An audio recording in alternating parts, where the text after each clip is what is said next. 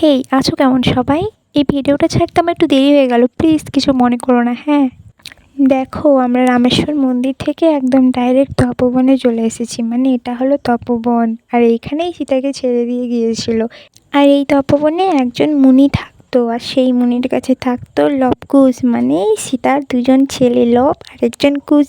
দেখো আমরা এসেই যখন দেখি অলরেডি অনেকজন কিন্তু এইখানে চলে এসছে আমাদের আগে, আর সবাই পা হাত পা ধুয়ে মন্দিরে চলে যাচ্ছে। তাই আমিও বেশি দেরি না করে তাড়াতাড়ি জুতো খুলে পা হাত পা ধুয়ে মন্দিরের ভেতরে চলে এলাম। দেখো তারপর আমি প্রণাম করে উঠে পড়লাম।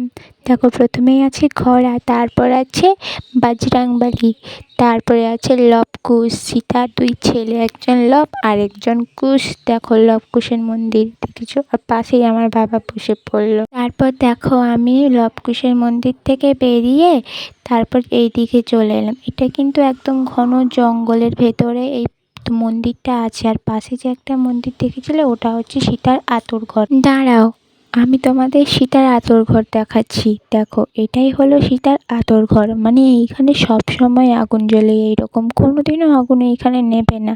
এই আগুনে সবাই ডালাপালা দেয়, আর এখান থেকে যে ছাইটা বেরোয় সেই ছাইটা সবাই বাড়ি নিয়ে যায়। দেখো এরপরে যে তোমরা লাল রঙের মন্দিরটা দেখতে পাচ্ছ, এই মন্দিরটা হলো লবকুশের মন্দির, মানে এইখানে লবকুশের মন্দির আছে।